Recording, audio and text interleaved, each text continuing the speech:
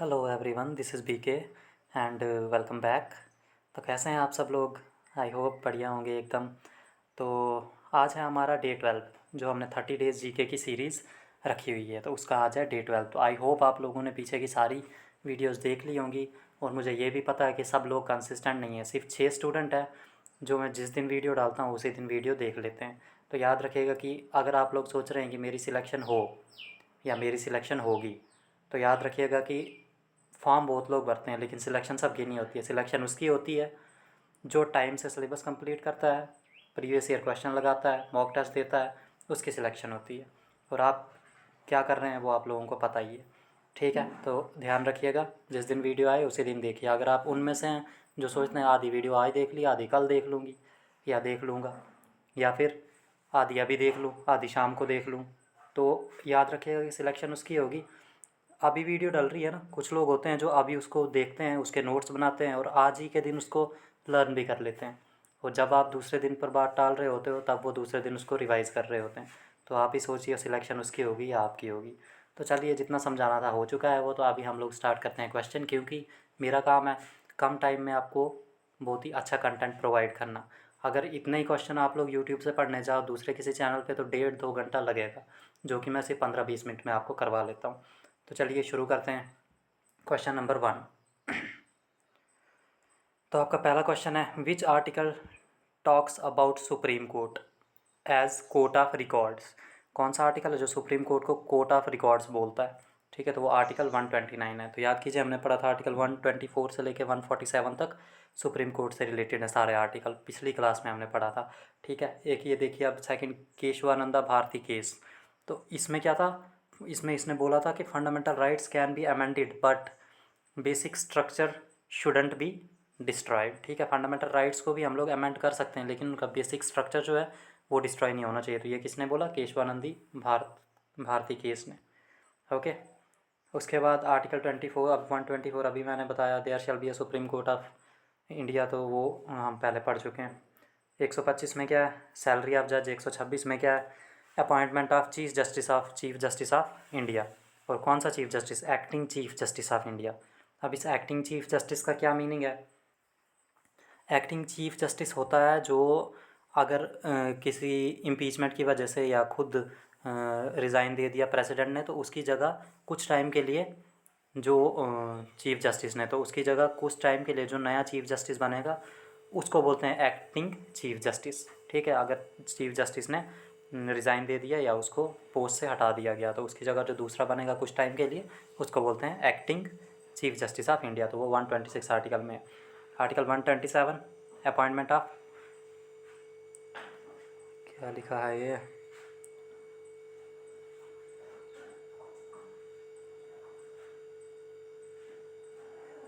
इसको रहने दीजिए, बाद में देखते हैं इसको।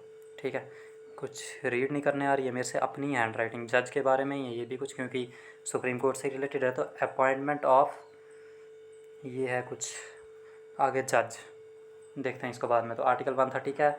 Delhi as a seat of Supreme Court. ठीक है, सुप्रीम कोर्ट कहाँ पे होगा? दिल्ली में।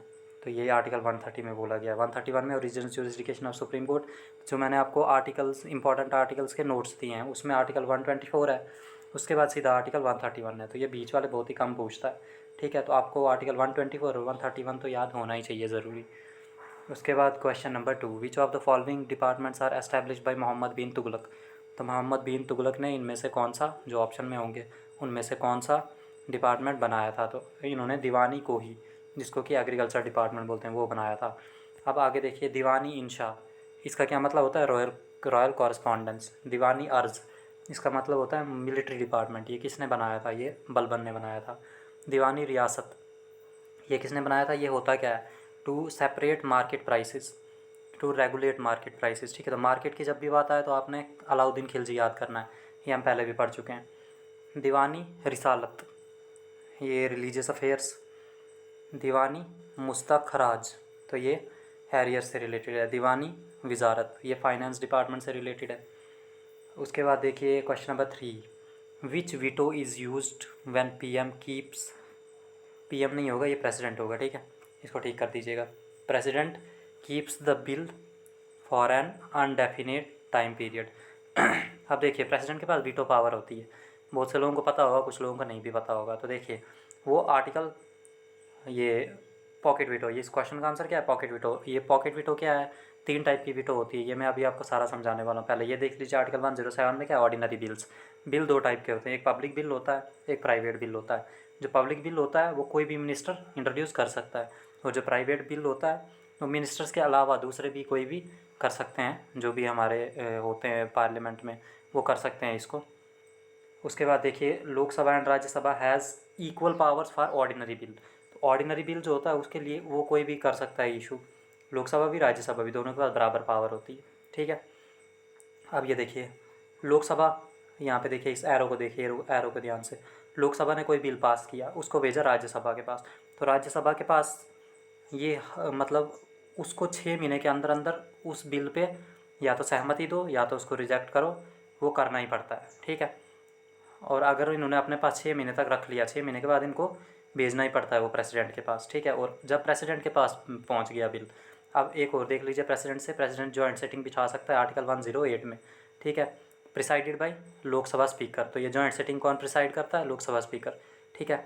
और ये जो हमने लोकसभा स्पीकर, ये जॉइंट सेटिंग का जो लिया है, ये हमने ये किससे लिया, ये हमने लिया ऑस्ट्रेलिया के कॉन्स्टिट्यूशन से। जो जॉइंट सेटिंग का प्रोविज़न है वो हमने ऑस्ट्रेलिया के कॉन्स्टिट्यूशन से लिया है, ठीक है। जॉइंट सेटिंग आज तक कितनी बार हुई है, 3 बार हुई है। अब देखिए वीटो पावर के बारे में देखते हैं। तो एक होती है एब्सोल्यूट वीटो, उसका मतलब होता है रिफ्यूज्ड बाय प्रेसिडेंट, मतलब बिल प्रेसिडेंट के पास पहुंचा, बिल प्रेसिडेंट ने साफ साफ मना कर दिया कि बिल कैंसिल करो, ये बिल सही नहीं है, ठीक है, तो वो एब्सोल्यूट वीटो हो गई।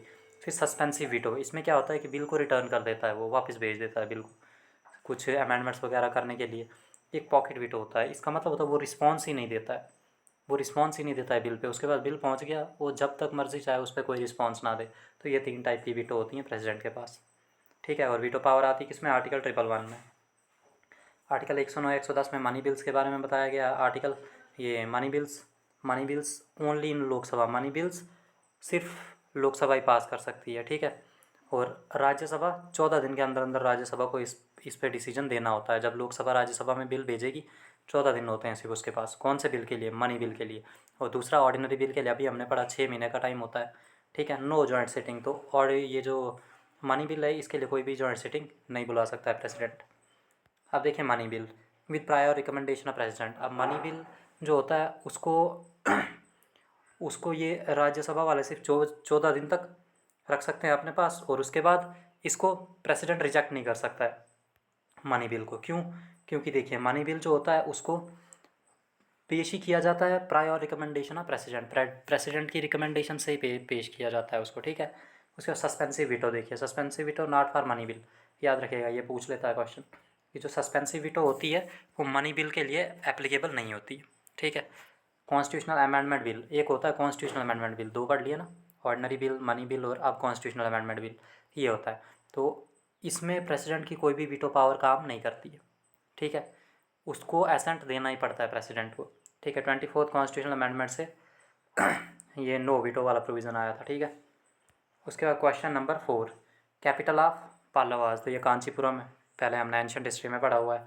फाउंडर कौन था इनका, सीमा विष्णु, ये भी हमने एंशियंट हिस्ट्री में पढ़ा है। टेम्पल्स जो कि पल्लवास ने बनाए थे, तो कैलाशनाथ टेम्पल नरसिम्हा वर्मन 2 ने बनाया, पहले भी 2-3 बार पढ़ चुके हैं हम। शोर टेम्पल भी इसने बनाया है, नरसिम्हा वर्मन 2 ने, ठीक है। और ये पल्लवास का था, याद रखिएगा। उसके बाद फाउंडर ऑफ गुर्जर डायनेस्टी, जिसको कि प्रतिहारा डायनेस्टी भी बोलते थे, तो नागा भट्ट, ठीक है। अब कुछ फाउंडर्स देख लेते हैं इंपॉर्टेंट डायनेस्टीज़ के, जैसे दांती दुर्ग डायनेस्टी, इसका राष्ट्रकूटा था। और विंध्य शक्ति डायनेस्टी का वाकाटका मिहिर भोज किसका था, वाकाटका डायनेस्टी का ये था विंध्य शक्ति। और मिहिर भोज किसका फाउंडर था, परमार डायनेस्टी का, ठीक है। अब ट्रीपार्टाइट स्ट्रगल देखिए, ट्रीपार्टाइट स्ट्रगल हुआ था 3 डायनेस्टीज़ के बीच में, युद्ध चल रहा था जब, पालास, पार्थियंस और राष्ट्रकूटास। आपसे क्वेश्चन ऐसे पूछेगा कि कौन कौन सी डायनेस्टीज़ के बीच में हुआ था ट्रीपार्टाइट स्ट्रगल, पालास, पार्थियंस और पालास, प्रतिहारास और राष्ट्रकूटास, ठीक है। Question number 6, which curve shows a relationship between inflation and unemployment. Inflation क्या होती है, जब चीज़ों का प्राइस अचानक से बढ़ जाता है। और अनएम्प्लॉयमेंट क्या होती है, अनएम्प्लॉयमेंट आपको पता ही है क्या होती है। तो ये कर्व किसने दी थी, फिलिप्स ने दी थी, फिलिप्स कर्व बोलते हैं इसको। अब अनएम्प्लॉयमेंट, जब अनएम्प्लॉयमेंट के बारे में देखा है तो चलिए देख लेते हैं। अनएम्प्लॉयमेंट 6 टाइप की होती है, ठीक है। स्ट्रक्चरल अनएम्प्लॉयमेंट, इसमें क्या होता है कि स्किल की कमी होती है लोगों के पास, उसकी वजह से वो अनएम्प्लॉयड होते हैं। दूसरी फ्रिक्शनल अनएम्प्लॉयमेंट, इसमें वो वॉलंटरीली अनएम्प्लॉयड होते हैं। क्यों? क्योंकि शायद उनके पास क्वालिफ़िकेशन ज़्यादा हो और उनको जॉब छोटी मिल रही हो तो वो जॉब नहीं लेना चाहते हैं, वो होती है वॉलंटरी अनएम्प्लॉयमेंट, या उसको फ्रिक्शनल अनएम्प्लॉयमेंट बोलते हैं। फिर डिस्गाइज्ड अनएम्प्लॉयमेंट, ये एग्रीकल्चर सेक्टर में होती है, लेकिन कैसे? देखिए, एग्रीकल्चर में अगर 4 लोगों का काम हो ना तो वहाँ भी 10 लोग लगे होते हैं, जिससे कि लेबर ज़्यादा लग रही है लेकिन प्रोडक्टिविटी कम निकल रही है, फ़ायदा कम हो रहा है, तो उसको डिस्गाइज्ड अनएम्प्लॉयमेंट बोलते हैं। साइक्लिकल अनएम्प्लॉयमेंट, ये क्या होती है? During recession. रिसेशन अभी हमने पढ़ा नहीं है, रिसेशन क्या होता है, तो रिसेशन के टाइम पे ये साइक्लिकल अनएम्प्लॉयमेंट आती है, ठीक है। एक एजुकेटेड अनएम्प्लॉयमेंट होता है। तो एजुकेटेड अनएम्प्लॉयमेंट क्या होता है कि लोग एजुकेटेड हैं लेकिन फिर भी उनको जॉब नहीं मिल रही है, ठीक है, तो ये एजुकेटेड अनएम्प्लॉयमेंट होता है। उसके बाद सीजनल अनएम्प्लॉयमेंट भी एग्रीकल्चर में होती है, क्योंकि देखिए एग्रीकल्चर सीज़न में ही होता है, जैसे सोइंग के टाइम पे काम होगा, हार्वेस्टिंग के टाइम पे काम होगा, बस बीच का जो पीरियड निकला तो वो अनएम्प्लॉयड रह गया आदमी। उसके बाद अब देखिए कि लेफर्स कर्व, ठीक है, ये किसने दी? ये किससे रिलेटेड है? टैक्स से, और ये दी किसने? लेफर, ठीक है। और लॉरेंस कर्व, ये इनइक्वालिटी से रिलेटेड है। Question number 7, how many controls global effect climate? 6 controls हैं, ठीक है। और वो कौन से हैं? Latitude, altitude, pressure, distance from sea, ocean current और रिलीफ फीचर। और उसके बाद आयरन एज, तो आयरन एज में रेड और ब्लैक, रेड ब्लैक भी लिख लेना इससे पहले, रेड और ब्लैक पेंट होता था पॉटरी को। पॉटरी क्या होता है? मिट्टी के बर्तन, उनको रेड और ब्लैक पेंट किया होता था आयरन एज के टाइम पे। और आयरन एज कब थी? याद कीजिए, हमने पढ़ा था कि हड़प्पन जो थे वो they are not known to iron, वो आयरन के बारे में नहीं जानते थे। तो ये आयरन कब आया था? लेटर वैदिक पीरियड में, ठीक है। हाँ, ब्रोंज एज किसको बोलते हैं? ये हड़प्पन सिविलाइजेशन को, ठीक है। और इसमें कौन सा कलर था? ऑचर कलर्ड पॉटरी, ठीक है। Question number 9, who was the first speaker of the Lok Sabha after India's independence? तो जीवी मावलंकर, ठीक है। ये कौन थे? फर्स्ट स्पीकर थे लोकसभा के इंडिपेंडेंस के बाद, जीवी मावलंकर, याद रखिएगा। प्रिसाइडिंग ऑफिसर मैंने बताया था स्पीकर होता है, ठीक है। तो अब देखिए, लोकसभा आर्टिकल 93 में आता है और राज्यसभा आर्टिकल 89 में आता है। राज्यसभा नहीं, राज्यसभा का स्पीकर और लोकसभा का स्पीकर। आर्टिकल 93 में लोकसभा स्पीकर, आर्टिकल 89 में राज्यसभा स्पीकर, ठीक है। अब स्पीकर नहीं बोलेंगे राज्यसभा का, क्योंकि स्पीकर नहीं होता है, उसका चेयरमैन होता है। तो 89 में राज्यसभा का चेयरमैन, ठीक है। अब देखिए, लोकसभा में एक होता है स्पीकर, एक होता है डिप्टी स्पीकर, और राज्यसभा में चेयरमैन और डिप्टी चेयरमैन होता है, ठीक है, याद रखिएगा। और हमारी first female speaker of Lok Sabha कौन थी? Meera Kumari, first female speaker of Lok Sabha Meera Kumari. Question number 10, which state UT has largest coastal boundary? तो लार्जेस्ट कोस्टल बाउंड्री किसकी है? देखिए, कल हमने पढ़ा था लैंड बाउंड्रीज़ के बारे में, ठीक है। उसका मैंने आपको ट्रिक भी दी थी कि कैसे याद करना है, बचपन में MBA वाली याद कीजिए। उसके बाद आज है कोस्टल बाउंड्री की बात हो रही है। अंडमान एंड निकोबार की कोस्टल बाउंड्री सबसे लॉन्गेस्ट है, 1962 किलोमीटर्स, ठीक है। अब कोस्टल बाउंड्री टोटल कितनी है? 7516 किलोमीटर। और अगर ऑप्शन में ये होगा, ये देना है आपने, और ये होगा तो ये देना है आंसर 6100 किलोमीटर। लेकिन ये दो क्यों है? क्योंकि कभी कभी अंडमान निकोबार और लक्षद्वीप को इन्वॉल्व नहीं किया जाता है, उसकी जो बाउंड्री है वो इन्वॉल्व नहीं की जाती है, तो तब होगा 6100 किलोमीटर। लेकिन अगर इन्वॉल्व होगा तो 7516 किलोमीटर, ठीक है। State with longest coastal boundary, तो गुजरात है। लॉन्गेस्ट कोस्टल बाउंड्री किसकी है? गुजरात की, ठीक है, याद रखिएगा। उसके बाद सबसे कम किसकी है? गोवा की। टेन्योर ऑफ राज्यसभा, तो राज्यसभा का कोई टेन्योर नहीं होता है, ठीक है। इसमें क्या होता है कि 1/3 मेंबर रिटायर होते जाते हैं तो उनकी जगह दूसरे भी आते जाते हैं, एक साथ सारे रिटायर नहीं होते हैं, तो इसीलिए इसका कोई टेन्योर नहीं होता है, ठीक है। राज्यसभा को परमानेंट हाउस तभी बोलते हैं क्योंकि इसका कोई टेन्योर नहीं होता है। आर्टिकल 79 में पार्लियामेंट के बारे में बोला गया है। फर्स्ट सिटिंग ऑफ लोकसभा कब हुई थी? 13 मई 1952 में। फर्स्ट सिटिंग ऑफ राज्यसभा कब हुई थी? सेम 13 मई 1952 में। हाँ, तो टेन्योर ऑफ, ये लोकसभा है, राज्यसभा नहीं है, ठीक है, इसको एल लिख लीजिए। ये लोकसभा है, लोकसभा का टेन्योर 6 साल का है, राज्यसभा का कोई टेन्योर नहीं होता है, ठीक है। मेंबर्स ऑफ लोकसभा टेन्योर, तो जो लोकसभा होते हैं, लोकसभा के मेंबर्स होते हैं वो कितने साल के लिए होते हैं? तो 5 साल के लिए होते हैं, ठीक है, उनका टेन्योर 5 साल का होता है। Article 51 promotion of internal peace and security, 46 में SC ST के एजुकेशन के बारे में है, ये SC ST की आर्टिकल 46। और अब क्वेश्चन नंबर 13 आ गया, which bacteria grow in milk and convert it into curd. तो ये लैक्टोबैसिलियस बैक्टीरिया होता है, ठीक है, जो कि दूध को दही में कन्वर्ट कर देता है। पेप्टिक अल्सर्स, जो पेट में होते हैं ना, छाले वगैरह पड़ जाते हैं, वो किसकी वजह से होते हैं? हेलिकोबैक्टर पाइलरी की वजह से। एक्ने जो फेस पे हो जाते हैं, वो किसकी वजह से होते हैं? स्टेफिलोकोकस बैक्टीरिया, याद रखिएगा इसका नाम। फर्स्ट एंटीबायोटिक कौन सी थी? पेंसिलिन। किसने डिस्कवर की थी? किसने इन्वेंट की थी? अलेक्जेंडर फ्लेमिंग ने, ठीक है। Who invented penicillin? तो अलेक्जेंडर कनिंघम। तो ये है क्या? पेंसिलिन एक एंटीबायोटिक है, मेडिसिन होती है, ठीक है। उसके बाद question number 14, which article एबोलिश्ड the east India company monopoly of trade with China. तो किसने इसको एबोलिश कर दिया था? ईस्ट इंडिया कंपनी की जो मोनोपोली थी ट्रेड की चाइना के साथ। मोनोपोली क्या होता है? और मतलब चाइना के साथ यही ट्रेड करेगी सिर्फ ईस्ट इंडिया कंपनी, इंडिया खुद से ट्रेड नहीं कर सकता है। 1833 जो चार्टर एक्ट था 1833 का, उससे ही एबोलिश हुआ था। अब दूसरे चार्टर एक्ट देख लेते हैं। चार्टर एक्ट ऑफ 1833, तो जो गवर्नर जनरल ऑफ बंगाल था उसको गवर्नर जनरल ऑफ इंडिया कर दिया गया था, ठीक है। चार्टर एक्ट ऑफ 1858 में क्या हुआ था? Secretary of state a new position is created. एक नई पोजीशन क्रिएट की गई थी जिसका नाम रखा गया था सेक्रेटरी ऑफ स्टेट। किससे? चार्टर एक्ट ऑफ 1858 से। और इस चार्टर एक्ट को क्वींस प्रोक्लेमेशन भी बोलते हैं, ठीक है। Governor general of India converted to viceroy, ये इसी एक्ट से हुआ था 1858 से। First viceroy of India कौन था? लॉर्ड कैनिंग था, ठीक है।